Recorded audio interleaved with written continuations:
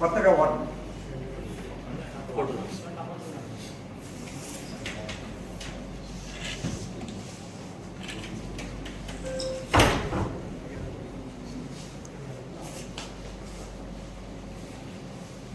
జిల్లాలో ప్రత్యేక సమగ్ర సవరణ ఎస్ఐఆర్ స్పెషల్ ఇంటెన్సివ్ రివిజన్ మొదటి దశ నిన్నటికి అంటే హౌస్ టు హౌస్ విజిట్ నిన్నటికి కంప్లీట్ అయింది. యాక్చువల్లీ దీంట్లో మన జిల్లాలో 15,43,242 మంది ఎలక్టర్స్ ఉండగా వారిలో మనకు ఎన్యూమరేషన్ ఫారం తిరిగి వచ్చింది 14,05,580 మందిది.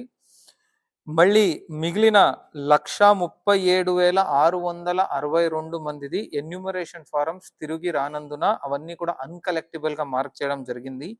ఈ 1,37,662 అన్కలెక్టిబుల్ ఎన్యూమరేషన్ ఫారమ్స్ లో 56,346 డెత్స్ గాను, 24,603 పర్మనెంట్ షిఫ్టింగ్ గాను, 34,650 ఆల్రెడీ ఎన్రోల్డ్ గా అంటే డూప్లికేట్ గాను, 21,970 యాబ్సెంట్ గాను, 93 ఇతర కారణాల కింద నమోదు చేయడం జరిగింది. అంటే మన జిల్లాలో ఉన్న టోటల్ ఎలక్టర్స్ లో 8.92% అన్కలెక్టిబుల్స్ గా మార్క్ చేశాము. ఇప్పుడు మనము ఈ అందరికీ కూడాను ఎవరెవరిది ఎన్యూమరేషన్ ఫారమ్స్ వచ్చింది వారందరి పేర్లని కూడాను మనము డ్రాఫ్ట్ ఎలక్ట్రోల్ రోల్లో ప్రచురించబడుతుంది. ఈ డ్రాఫ్ట్ ఎలక్ట్రోల్ రోల్ అనేది డ్రాఫ్ట్ మాత్రమే. ఇది మనము మన స్థాయిలో చేసిన ఎక్సర్సైజ్ బట్టి మన BLO house to house visit బట్టి తయారు చేసిన డ్రాఫ్ట్ ఎలక్టరోల్ జాబితా మాత్రం. ఈ డ్రాఫ్ట్ ఎలక్టరోల్ జాబితాలో అది మళ్ళీ 31వ తేదీ ప్రచురిస్తాము. యాక్చువల్లీ ప్రచురించిన తర్వాత మీ పేర్లు ఉన్నాయో లేదో చూసుకొని ఎవరైనా మీ పేర్లు మిస్ అయ్యి ఉంటే మళ్ళీ మీరు ఫారం 6 పెట్టి అడిషన్ చేసుకునే దానికి వెసులుబాటు ఉంటుంది.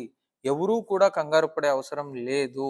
సో దానివల్ల ఇది డ్రాఫ్ట్ ఎలక్ట్రోల్ రోల్కి సంబంధించి ఎక్సర్సైజే కంప్లీట్ అయింది. ఫైనల్ ఎలక్ట్రోల్ రోల్ అనేది మనము ఆగస్ట్ 1 డ్రాఫ్ట్ రోల్ ఇచ్చిన తర్వాత 30 రోజులు అంటే ఆగస్ట్ 30వ తేదీ వరకు మీరందరూ కూడా క్లెయిమ్స్ అండ్ అబ్జెక్షన్స్ ఫైల్ చేసేదానికి టైం ఇస్తూ మళ్ళీ సెప్టెంబర్ 28వ తేదీ వరకు ఆ అన్ని క్లెయిమ్స్ కి సంబంధించి క్లెయిమ్స్ పెట్టిన వాళ్ళకి నోటీసెస్ ఇచ్చి వారి వాదనలు డాక్యుమెంట్స్ అన్ని పరిశీలించి దానిపైన తుది నిర్ణయాలు తీసుకొని ఫైనల్ రోల్ అనేది మనకు అక్టోబర్ 3వ తేదీ పబ్లిష్ అవుతుంది.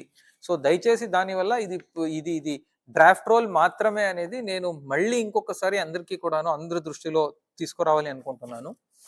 మళ్ళీ మన జిల్లాలో ఇప్పుడు ఆల్రెడీ ఏది 14,05,580 మంది ఈ ఎన్యూమరేషన్ ఫారమ్స్ తిరిగి వచ్చి డిజిటైజ్ అయ్యిందో దాంట్లో మనకు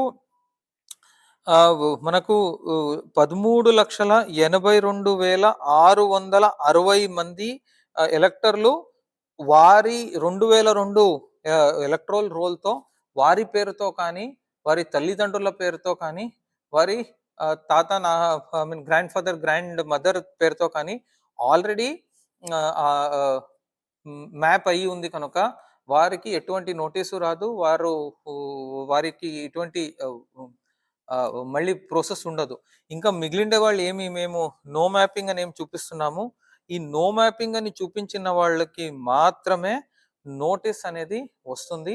ఆ నోటీస్ అనేది వచ్చిన తర్వాత వారు ఒక 11 డాక్యుమెంట్స్ ఉంటుంది. యాక్చువల్లీ ఆ 11 డాక్యుమెంట్స్ ఏమంటే any ID card, pension payment order issued to regular employee pensioner of any central government, state government, PSU, any ID card, certificate, document issued in India by government, local authority, bank, post office, LIC, PSUs prior to 1/7/1987, birth certificate, passport, matriculation or education certificate issued by recognized boards or universities, permanent residence certificate issued by competent state authority, forest right certificate, OBC, SC, ST or any other caste certificate, family register, any land or house allotment certificate by government.